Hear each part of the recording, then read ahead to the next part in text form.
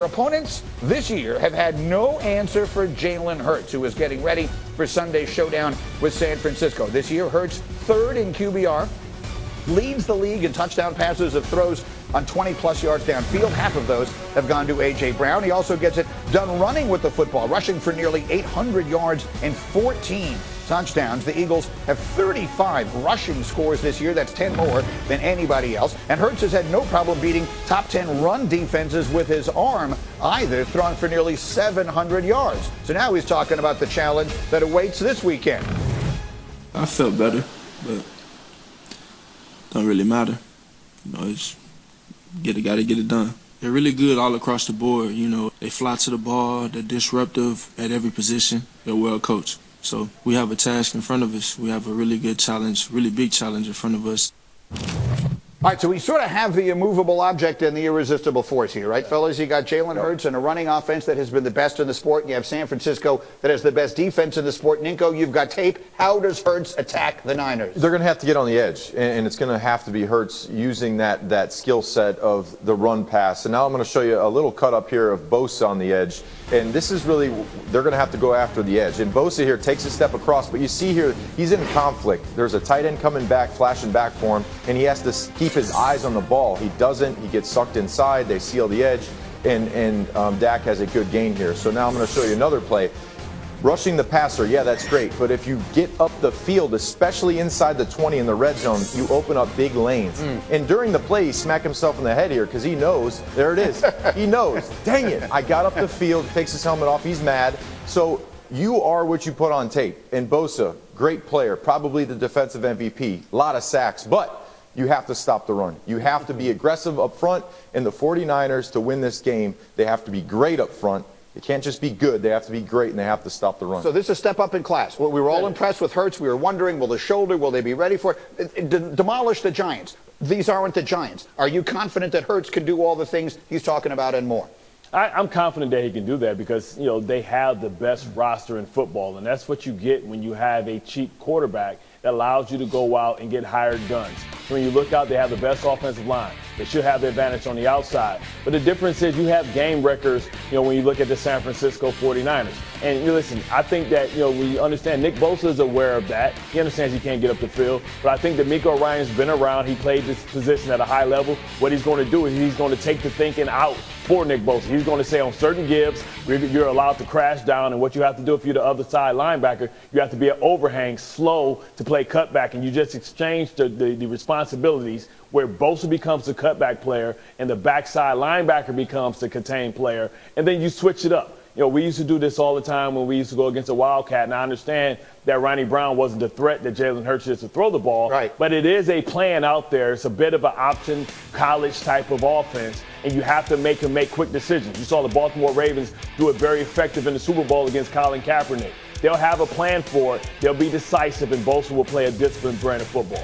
And so, Dan Graziano, all of this is predicated upon, or at least our conversation is predicated upon Hurts being able to do all the things that he has done all year long. Again, I'm not sure exactly what to take from the performance of last week. What is our sense of just how healthy he is? Well, he's not. I mean, and he even admits it. He's not healthy. He's playing injured. Right. But he was able to do what they needed him to do last week. Right. He threw the ball early. They built a lead, and then they ran for 250 yards or whatever it was. So are they going to need to ask more of him this week? Probably, against that 49ers defense. And if so, how does he hold up? I'm not putting anything past this young man or this team. They have answered every single question as it pertains to can he perform, can they perform when he's got this injury. It's another week, right, of getting better. And we're going to see maybe more of this. Nick Sirianni with the... that shot makes me laugh every time we show. I don't know why. He was asked about it yesterday in his press conference. What did he say? He's like, well, the camera was just right there in my face, and that's how I was feeling at the time. It's so effective with that Tarantino slowdown effect that we put on it all the time. It's fascinating to me. We sit, and I guess maybe I'm guilty of this because I'm the one sitting in the middle of the conversation. We've talked so much about Jalen Hurts against the San Francisco defense. In the meantime, we have a much less heralded rookie quarterback on the other side, Mr. Irrelevant, who's been terrific, going up against a defense that is like the 85 Bears at rushing the quarterback. They have 75 sacks on the season if you include the playoffs. How about Purdy against that Eagles defense? Well, the beauty, and Rex used to say it all the time, you can't get a sack on a run play. And, if it is an Achilles heel for this Philadelphia Eagles defense, it's their ability to stop the run. Now, we believe that they fixed those issues going out and having Davis back, may add in addition to Dominican Sue, Linval Joseph. But we're going to find out because the weakness of this team is that linebacker play. And Kyle Shanahan is the master of being able to isolate your weakness. And isolating your weakness is being able to get these guys have bad eyes with the shifts and motions that he always has and have those linebackers sitting there with their feet still and getting guys up to the second level. This is going to be a school or a game of eye discipline and commitment and being able to have football acumen, and I don't know if these young linebackers are ready to do that. He's still a rookie, is the thing, right? And I know he's been so good, and I know he's been so poised, and I know the coach is an offensive genius and the weapons and all of that. But I keep looking at a Belichick defender and thinking about what you guys always did to rookie quarterbacks. What are they going to do to this one? They're going to make him be perfect. He's going to have to be perfect. And in these games, it's not so much how many positive plays can you create, it's how many negative plays can you create defensively. So when you're going against a rookie quarterback, you just want to make sure you keep him in the pocket. Don't let him extend plays because that's the easiest way to let him off the hook is to run around and find an open guy. And then you really have to focus in on go-to guys. So what is an easy throw for a young quarterback? Well, a flat route is very easy. What's another easy throw? An intermediate route to a tight end who's sitting in front of them. So what you have to do, they have to really zone in on McCaffrey because that's going to be one of the guys. Shanahan wants to get the ball out of the young quarterback's hand quickly, and Kittle. Those are the two guys. If Kittle and McCaffrey have big games, that's trouble. That is definitely a recipe for trouble if you are the Eagles. So you have to zone in, make sure you take care of those two go-to guys, and make a young quarterback throw deeper passes into coverage and make him throw the ball 10-plus yards down the field. And it feels to me like there's another storyline here, and maybe it's not today's story, but maybe it is. All year long, as Jimmy Garoppolo was playing so well, we were having this conversation, will he be back next year? Will it be Trey Lance or Jimmy Garoppolo? Is the answer going to be Brock Purdy is going to be the quarterback of the 49ers going forward? I think if you had to, put a bet down right now, that would be the smart way to go. I mean, look, he's answered every question. Again, Trey Lance is still there. Garoppolo's going to, I would think, be gone at this point. Right. No franchise clause and all that kind of stuff. Trey Lance is still there. He's still 22. But Purdy has given them everything they could have asked for. And if he leads them to the Super Bowl, even if he doesn't, he's gotten them this far, he has made a strong case for that job. And I believe there's a strong chance he gets it. It really, that's going to be the offseason story, but it's going to be fascinating to watch. So here we go. Drum roll, please. What does everybody think? 49ers Eagles for a chance at the Super Bowl. Only Bartholomew riding. I'll tell you what, I flipped up. I have been on the 49ers since the midway point of the season. But the Eagles, watching them last weekend, I know the Giants are a step down from what we're seeing here. I was very impressed. We'll dive deeply into these picks as we go. I have to show you guys on the ankle as he walked to the podium yesterday. How carefully do we analyze that video as he's walking around in there? Didn't see a limp, no walking boot. We all know about the injury as he prepares for a Cincinnati team that, frankly, has had his number. I'm doing good, AFC Championship week, ready to go. How's the ankle? It's doing good, I've had a few days of treatment, a few days of rehab, but it's feeling good so far. I'll have to find ways to be able to push off and be able to still make the throws the right way. But I'll push it a little bit today and then the next day and then the next day again and see what I can do to not re-aggravate the injury, obviously, but to push it to see what I'll be able to do on Sunday. That's what he says. Dan Graziano, What do we know? I think they're being straightforward with this. Like they're saying they're pretty happy with how it's reacted so far to the treatment and the rest.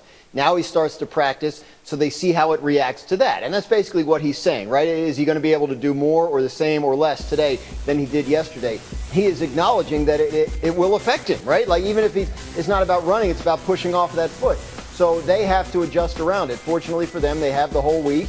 He actually mentioned in his post-game news conference Saturday that, hey, we had the first game Saturday. That gives us a little extra time. Mm-hmm. So that's where they are. He's obviously going to play, barring some terrible setback. And the question is how they have to design and game plan around it. So let's talk about the defensive game plan. If we think that he will be limited, at least in his mobility, seems impossible to imagine he's going to be running around the way we are accustomed to see him doing. What does that mean the defense does? They're going to keep him in the pocket, right? They're going to make sure that he doesn't have these escape lanes. They're going to make sure they hold up at the defense line. If you get the quarterback depth, you have to spin back. You don't allow him to have these off-schedule plays. And because is he capable of having them with this ankle? That's what I'm asking you. Does this limit his ability to make those plays? Well, it's the off-schedule plays. You look at those off-schedule plays right there to Travis Kelce, where they, have that nonverbal communication. These are all off schedule. We played with each other for so long. Find a way to get open. I'm going to understand your nonverbal communication. I'm going to make a play. Listen, this is a bad matchup, even if Patrick Mahomes is 100%. Listen, there's a lot more at stake than just the wins and losses and the right to go to the Super Bowl. I think if Joe Burrow wins this game, you have to pass the baton as the best quarterback in the game. I mean, I've beaten you 4 times, and I've beaten you when it mattered the most. Not when I caught you slipping, not when it was a long game after a back-to-back or a road stint. I've come into your house and taken what you want. Now, we always talk about rivalries. We talk about the Tom Brady. We talk about the Peyton Manning rivalry, how it went back and forth. This is a one-sided rivalry, and you have to give Joe Burrow and the Cincinnati Bengals their due. I think they're the better team, and what they do whenever they go against Cincinnati has the ability to make them have to play defense. No other team can do that. And he exposes that defensive weakness because this team is built on the offensive side of the ball. They put not enough resources on the defensive side. It's one of the interesting questions. If Joe Burrow beats Mahomes again, right now Patrick Mahomes, it's his league, right? However you want to call it, face of the league. But he has sort of taken that mantle from Tom Brady. It was Brady's league. It's Mahomes' league. If Joe Burrow beats him and then wins the Super Bowl in 2 weeks, sort of feels like he becoms the face of the league, doesn't it? Yeah, if he wins a Super Bowl, that's for sure, because then he would have beaten the top guy and then gone on and played in the Super Bowl and beat another guy that everyone was talking about. Awful close last year, too. You know, I think that Cincinnati, I think their defense is going to have 2 game plans. Okay. They're going to have a game plan early in this game to test his ankle, to see how he looks on the run, on the move. You know, Hembo gave me a stat in the 12 playoff games. Mahomes has 628 yards outside of the pocket. So that means he averages around 50 yards a game outside of the pocket, moving, which as a defender, it's so hard when the quarterback is moving because your pass rush, you can't pin your ears back. You don't know where he's going to be. The coverage, you can't really be on your guy because he's going backyard football. It's like you're in the playground, just like, hey, go here, go there. That's the one game plan. And the second game plan would be just to make, okay, he can get out of the pocket. He can move. Now we got to make sure that our rush is smart here because we know Patrick Mahomes, if you're blitzing Mahomes, if you have 5 or 6 guys coming after him, he knows his hot routes. He knows that Kelsey's going to break off and be open. So it's almost, do we go after him in the beginning? And if he's okay, we go back to more of a conservative coverage type defense. Keep an eye on that ankle early in the game. We'll put the picks up a little bit later because there's one other thing that happened last night I desperately want to show you. This is in a college basketball game between Loyola Chicago and Duquesne.